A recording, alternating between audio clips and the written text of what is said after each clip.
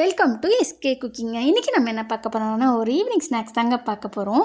அது என்னென்னா egg chilli எப்படி பண்ணலான்றதை பார்க்கலாம் வாங்க. அதுக்கு ஒரு பாத்திரத்தில் ஒரு 5 முட்டையை பீட் பண்ணி எடுத்து வச்சுருக்கேங்க.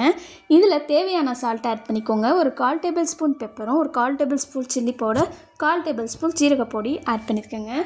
இதோடு சேர்ந்து ஒரு 1/4 டேபிள் ஸ்பூன் சோம்புத்தூளை ஆட் பண்ணியிருக்கேங்க. சோம்புத்தூள் நல்லா வாசமாக இருக்குங்க.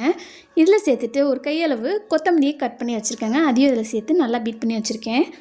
ஒரு பாத்திரத்தை எடுத்து எண்ணெயோ இல்லாட்டி வீட்டில் பட்டர் வச்சுருந்தீங்கன்னா தடவி நம்ம பீட் பண்ணி வச்சுருக்கிறதுல இதை ஆட் பண்ணிக்கோங்க.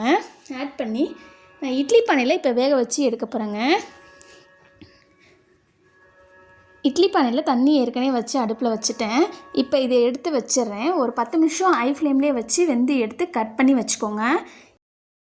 இப்போ பார்த்திங்கன்னா நான் ஏற்கனவே பீட் பண்ணி வச்சுருக்க பாத்திரத்துலேயே ஒரு 2 டேபிள் ஸ்பூன் கார்ன்ஃப்ளவர் மாவு ஆட் பண்ணியிருக்கேன், 1 டேபிள் ஸ்பூன் அரிசி மாவு ஆட் பண்ணியிருக்கேன், 1 tablespoon chicken masala add பண்ணியிருக்கேங்க, ஒரு 1/4 டேபிள் ஸ்பூன் சில்லி மசாலாவும், ஒரு 1/4 டேபிள் ஸ்பூன் இஞ்சி பூண்டு பேஸ்ட்டும் ஆட் பண்ணியிருக்கேங்க. ஒரு 1/2 லெமன் இதில் பிழிஞ்சு விட்டுருக்கேன். இதுக்கு தேவையான சால்ட்டு இதில் ஆட் பண்ணிக்கோங்க. நீங்கள் ஆல்ரெடி எக்லேயும் சால்ட்டு ஆட் பண்ணியிருக்கீங்க, அதனால் சால்ட்டு மட்டும் பார்த்து போட்டுக்கோங்க. இது தண்ணி ஊற்றி நல்லா கொஞ்சம் பிசைஞ்சு எடுத்துக்கலாங்க. பரட்டி எடுக்கிற அளவுக்கு அந்த ஸ்டேஜில் எடுத்து வச்சுக்கலாம்.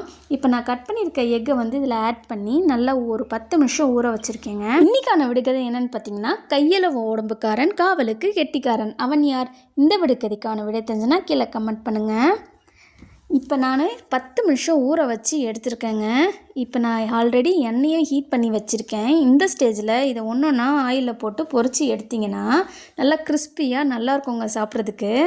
நீங்கள் ஸ்கூல்லேருந்து பிள்ளைங்க வந்தாலும் இதை செஞ்சு கொடுங்க, சாப்பிட்ருவாங்க. வீட்டில் தொட்டுக்க ஏதோ இல்லைனாலும் இதை நீங்கள் செஞ்சு தொட்டுக்க வச்சு சாப்பிடுங்க. உண்மையிலே சூப்பராக இருக்குங்க.